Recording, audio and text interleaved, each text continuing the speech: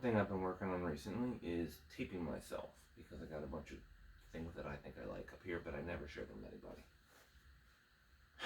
One of the things that I've been recently regurgitating is how I don't like the movie Endgame. I liked Infinity War. Infinity War was good. I thought it was fucking honest and on brand with the MCU, if you will. I thought that Endgame made the unfortunate mistake of breaking that moral mythology that we had brought in from Iron Man straight through the whole we don't trade lives thing. I thought we abandoned that culturally during Endgame. Just the whole concept is like basically we don't trade lives until we lose. Now all of a sudden we're willing to gamble the other half of the universe on a 1 in 14 million chance that we can get shit right, but let's not be entitled. I got lost. I had friends that had similar points of view on it, so like I didn't hate the movie. It was entertaining. It was cool. I watched it a couple times. It's fun. The whole woman scene's a little annoying when they all rally behind Captain Marvel, like, we got your back, bitch. And you're like, you realize other people of all genders are dying while you're shooting this scene, while you're standing behind Captain Marvel, the most powerful thing in the universe. So powerful that even Thanos had to take the Power Stone off the Infinity Gauntlet to punch this bitch in the face with it just to win the fight. But you got her back. So I had some discrepancies. But the play was fun. It wasn't a horrible movie.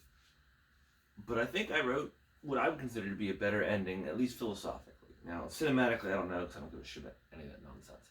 Nor would I understand it or pretend to. But I thought I wrote a better positive message. Basically, after they came back through time, and Captain Marvel would have bumped into someone to come back through time, that would have been a 24-hour period, not as long a period as they had happen. That way, the whole 14 million thing wouldn't have been such a big deal. But skip over that because everything starts to happen the same way. It gets redundant. Like, Thanos might just be this inevitable. Like they go back to reality still. Like, it's not the exact same way, but it's close enough. We're like, you'd want it to be reduced to like a series of coin flips. Where it's like, what if it was Natasha? What if it was fucking Clint? Sort of thing. So basically, you'd want it to be Clint in this one, I guess, for the scenario. Which wouldn't work for contract issues, but whatever. Towards the end of the movie, Thor would still go to Nidavellir and get fucking Stormbreaker, very similar stuff. It would all end back at Wakanda. Again, similar things. Like, not all the same shit, but just enough where you were like, is this going to happen twice? Like, am I watching the same movie? Like, but the little stuff, like, doors opening, that sort of shit. A little more Baku, please. I love Winston Duke. Person of interest. He was moving on. So fucking Thor comes back. He comes back. He's Ragnarok mode. Electricity. 80s music. Awesome. Thanos beats the fuck out of Captain America.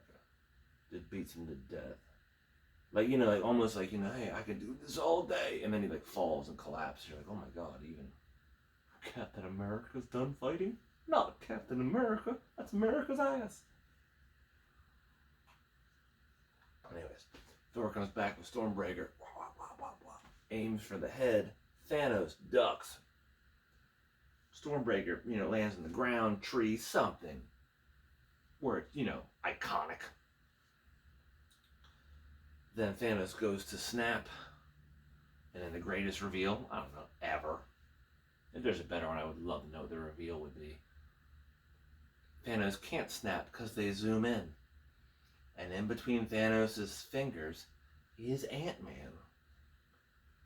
Holding the fingers apart. The David versus Goliath moment, a little the smallest superhero versus the.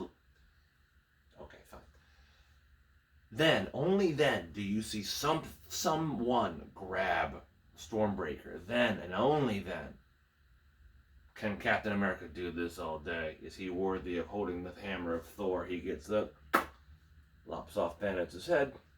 All's gravy. Philosophically a better movie because it's a positive message. I had an ending part that I forgot, but I'll remember that later. That's almost better than the whole swims up the asshole one, which was way funnier and to be fair, way more clever. You just couldn't show that to kids unless they were all going to be doctors.